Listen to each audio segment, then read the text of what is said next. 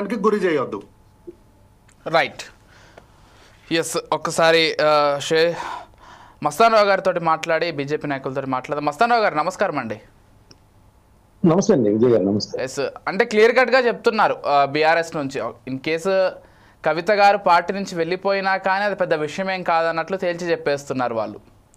పరిణామాలు చూస్తున్నట్లయితే పరిణామాలు క్లియర్గా అర్థమవుతున్నాయి. బీఆర్ఎస్కి ఆమె కొంత దూరంగా ఉన్నారనేది.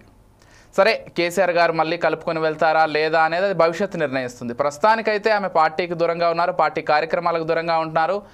దాంతోపాటుగా ఈరోజు మీరు గమనించినట్లయితే బస్పార్ ఛార్జీల పెంపునకు సంబంధించి ఎక్కడైతే బీఆర్ఎస్ నిరసన చేపడుతోందో అదే ప్లేస్లో అదే సమస్యకు సంబంధించి అదే రోజు నిరసన చేపట్టడాన్ని అసలు ఏ విధంగా చూడాలి, ఏం జరుగుతోంది అంతర్గతంగా?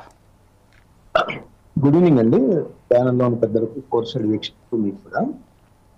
ఇక్కడ పెద్దగా ఆశ్చర్యపోవాల్సింది ఏం లేదు. క్లియర్ కట్ సెపరేషన్ కనిపిస్తా ఉంది దానిలో. మొహమాటం ఏం లేదు. కవిత గారు వేరు కుంపటి పెట్టారంటానికి ఇవే కాదు, మొన్న ఆవిర్భావ దినోత్సవం రోజు కూడా ఆమె బీఆర్ఎస్ భవన్కి రాలేదు కదా. అవును, ఆమె తెలంగాణ జాగృతి కార్యాలయంలోనే బీఆర్ఎస్ పతాకం అక్కడ ఏం ఎగరలేదు. ఆమె తెలంగాణ జాగృతికి సంబంధించిన జెండాను ఆవిష్కరించుకున్నారు. సో ఇటీవల ఆమె చేస్తున్న ప్రకటనలు కానీ ఆమె వ్యవహార శైలి కానీ ఒక క్లియర్ కట్ పిక్చర్ ఇచ్చేస్తున్నాయి. ఆమె ఏ రోజైతే ఆ లేఖ లీక్ అయింది, ఆ లేఖ లీక్ వెనక ఎవరున్నారు, అసలు నాకు జైల్లో వచ్చి బీజేపీతో విలీనం ప్రతిపాదన చేసినప్పుడు తిరస్కరించాను అనేది ఎప్పుడైతే ఆ రోజు అవుట్ రైటెడ్ గా చెప్పిందో బయటకు వచ్చి, ఆ రోజు నుంచే దానికి సంబంధించిన రెప్లికేషన్స్ అన్ని వచ్చేసాయి. కేసీఆర్ గారు దాన్ని కొంత ఆయన ఉద్యమ పార్టీ నేతగా ఉన్నారు, రెండుసార్లు ముఖ్యమంత్రి చేశారు కాబట్టి దాన్ని ఏదో సరిదిద్దాలని ప్రయత్నించినప్పటికీ ఆమె వ్యవహార శైలి అందుకు భిన్నంగా ఉండడంతో ఆయన కూడా మిన్నకుండిపోయిన పరిస్థితి కూడా ఇక్కడ గమనించవచ్చు. దానిలో ఎటువంటి సందేహాలు లేవు. ఇప్పుడు బీఆర్ఎస్ ఆయన మిత్రులు ఎలా చెప్పినప్పటికీ కూడా పరక్ పడదా అంటే పరక్ పడదు, ఎందుకంటే వాళ్ళు వేరే స్టాండ్ తీసుకున్నారు. అందుకనే ఆమె ఎప్పుడైతే ఆ విధంగా కేసీఆర్ గారు బీఆర్ఎస్ దాన్ని కేటీఆర్ అనే వ్యక్తి నాయకత్వం కింద పనిచేయించాలనే ఒక భావనకు వచ్చారనేది ఆమె తెలుసుకుందో, ఆమె సొంత కుంపటి, అంటే సొంత కుంపటి అనే అనకూడదు, ఎందుకంటే టీఆర్ఎస్ గతంలో ఉన్నప్పుడు తెలంగాణ జాగృతి కింద ఆమె బతుకమ్మకు సంబంధించి కానీ ఆ సాంస్కృతిక కార్యక్రమాలకి ఒక సాంస్కృతిక వేదికని తీసుకొచ్చి మహిళల్లో కానీ ఒక ఊపు తీసుకొచ్చిన పరిస్థితి కూడా ఉంది ఆ రోజు. సో దాన్ని మళ్ళీ పునరుద్ధరించి ప్రజల్లోకి వెళ్ళాలనే ఒక ధ్యేయం ఆమెలో కనపడతా ఉంది. అదే ఈ రోజు బస్ భవన్, అదే ఫస్ట్ ధర్నా అనమాట. యాక్చువల్గా కాళేశ్వరంకి సంబంధించి కూడా ఆ రోజు కూడా ఆమె తమ నిరసనను విడిగానే తెలియజేసిన పరిస్థితి కూడా మనం చూడొచ్చు.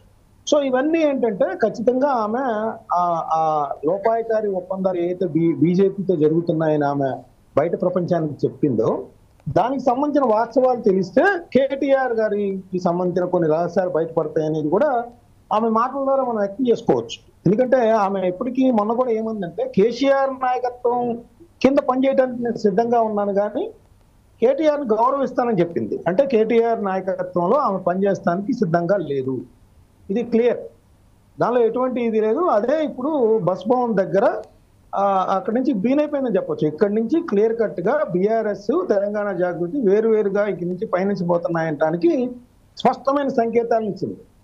ఎందుకంటే ఆ బీఆర్ఎస్ కానీ ఇటు తెలంగాణ జాగృతి ఆమె నాయకురాలు కాబట్టి ఆమె కూర్చుంది. ఇప్పుడు బీఆర్ఎస్ చెప్పాలి వాళ్ళు ఏంటి, ఆమె ఎందుకు కేసీఆర్ కుమార్తెగా ఉండి తెలంగాణ జాగృతి తరపున చేయటం ఏంటి, రెండు కుంపట్లు. అంటే ఓ పక్కన బస్ భవన్కి సంబంధించి అంటే అది ఒక మంచి ఆపర్చునిటీ, విద్యార్థులకు సంబంధించి కానీ పౌరులకు సంబంధించి కానీ 3 సంవత్సరాలుగా ఛార్జీలు పెంచలేదు అని ఎంతగా చెప్తున్నప్పటికీ, ఆర్టీసీ నష్టాల్లో ఎంతగా ఉన్నప్పుడు జనరల్గా ఛార్జీలు పెంపుని కొంత ప్రజలు కూడా దానికి నిరసన వ్యక్తం చేసే పరిస్థితి ఉంది. ఒకవేళ ఎక్కువ పెంచితే తగ్గించాలని కానీ, లేదంటే దానికి సంబంధించి ఖచ్చితంగా రాజకీయ పార్టీలు ఏదైతే అధికారంలో లేని ప్రతిపక్ష పార్టీలు ఉంటాయో అవన్నీ కూడా దీన్ని వ్యతిరేకిస్తాయి, విద్యార్థులు కూడా దీనికి సపోర్ట్ వస్తారు. కాబట్టి ఇదే మంచి తరుణం అనేది ఆమె భావించినట్టుగా ఉంది. సో ఆమె యువతకి సంబంధించి అట్రాక్ట్ చేయాలనే దీంట్లో భాగంగానే ఈ బస్ భవన్ దగ్గర ఏదైతే ఆర్టీసీ ఛార్జీల పెంపు సంబంధించి ఆమె ఒక మంచి నిర్ణయం తీసుకుంది. ఒక రకంగా అంటే ఇక్కడ మనం ఇంకోటి కూడా పోల్చొచ్చు విజయ్ గారు.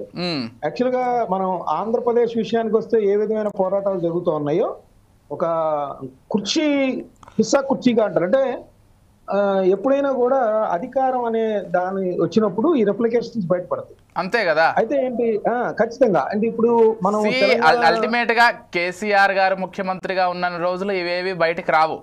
ఎందుకంటే ఆయన అల్టిమేట్ గా ఉంటారు, ఆయన అధినేతగా ఉంటారు. ఈరోజు పార్టీ అధికారంలో లేదు కాబట్టి ఇటువంటివన్నీ కూడా బయటకు వస్తాయి. ఇంకో విషయం చాలా స్పష్టంగా ఈరోజు అర్థమైంది ఏంటంటే, ఇన్ కేస్ కవిత గారు పార్టీకి దగ్గరగా ఉండాలనుకున్నా, లేకపోతే కేసీఆర్ గారికి పూర్తిగా విధేయురాలుగా ఉండాలనుకున్నా కానీ ఈరోజు ఈ విధంగా మరొక నిరసన కార్యక్రమం చేపట్టాల్సిన అవసరం లేదు. ఆమె బీఆర్ఎస్తో కలిసే నిరసన కార్యక్రమం చేపట్టేది, లేకపోతే జాగృతి బీఆర్ఎస్ కలిసి నిరసన కార్యక్రమం చేపట్టేది. పూర్తిగా డిఫరెంట్గా చేసేస్తున్నారు ఆమె. ఖచ్చితంగా అండి. ఇప్పుడు అదే ఇప్పుడు అధికారం ఉన్నప్పుడు అన్ని ఇక్కడ చూడండి, ఇక్కడ అంటే నేను ఆంధ్రప్రదేశ్ తెలుగు రాష్ట్రాలు అంటే కోరిక కూడా చెప్పచ్చు. ఇక్కడ ఇప్పుడు జగన్మోహన్ రెడ్డి గారు ముఖ్యమంత్రిగా ఉన్నప్పుడు విజయసాయి రెడ్డి గారు కావచ్చు, ఎంత అసంతృప్తులు ఉన్నా కూడా మోపిదేవి వెంకటరమణ గారు ఆయనతో కాబట్టి జైల్లో గడిపిన వాళ్ళు ఒకసారి అధికారం పోయిన తర్వాత అక్కడి నుంచి వెళ్ళిపోయారు. అంటే బలహీన పడినప్పుడు ఇవన్నీ కూడా బయటకు వస్తాయి. అవును. సో ఇప్పుడు కేసీఆర్ గారు ఆ విషయంలో బలహీన పడ్డారనేది భావించింది కాబట్టి అది కుటుంబ సభ్యుల్లో కూడా, ఎందుకంటే ఎమ్మెల్యేలు వెళ్ళిపోయారు, ప్రధానమైన నాయకులు వెళ్ళిపోయారు బీఆర్ఎస్ లో నుంచి, ఇవన్నీ చూస్తా ఉన్నాం. అయితే కుటుంబ సభ్యులు అండగా ఉంటారనుకుంటే కుటుంబ సభ్యుల్లో కూడా చీలిక వచ్చేసిన పరిస్థితి కూడా ఇక్కడ మనం స్పష్టంగా గమనించవచ్చు. ఇది ఎందుకు దారి తీసిద్ది అంటే ఖచ్చితంగా ఈ రోజు జరిగిందే ప్రత్యక్ష ఉదాహరణగా ఉంటది. కాబట్టి బీఆర్ఎస్ పార్టీ స్పందించాలి. అంటే ఇంకా డైరెక్ట్ గా ప్రత్యక్షంగా బయటికి వీధి పోరాటానికి దిగేసింది. ప్రజా సమస్యలకు సంబంధించి బీఆర్ఎస్ కాకుండా నాది వేరే కంపెనీ, ఇగో నేను ఈ వేదిక మీద నుంచి నేను ఇక్కడి నుంచి ఈ వేదిక మీద నుంచే పోరాటం చేస్తాను. అక్కడ చూడండి మీరు, అక్కడ జెండా కానీ ఎక్కడా కూడా బీఆర్ఎస్ వాసనలు ఎక్కడా లేవు. ఆమె తెలంగాణ జాగృతి కండవాన్ని వేసుకున్న పరిస్థితి కూడా మనం చూడొచ్చు. అంటే ఆమె ఆ వాసనలు కూడా ఇక్కడ లేకుండా తన కుంపటి ప్రత్యేకంగా ఉండాలనే నిర్ణయం కూడా తీసుకున్నట్టుగా ఇక్కడ కనిపిస్తాం. రైట్. ఎస్, ఒకసారి మనం